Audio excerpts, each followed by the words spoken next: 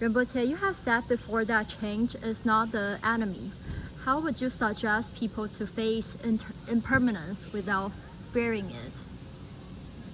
So changes, there are a lot of different kind of the changes. We will see that. So impermanence means that the change will be there. Everything will be changed.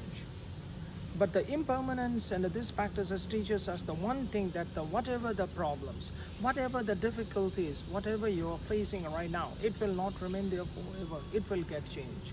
So that's why the impermanent practices, it will teach you to have the more hope.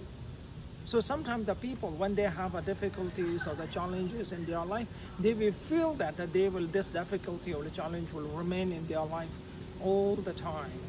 So impermanent means that your difficulty and the challenge will not remain in your life all the time. It will get changed. So that's why the impermanent teaches to hope for the better.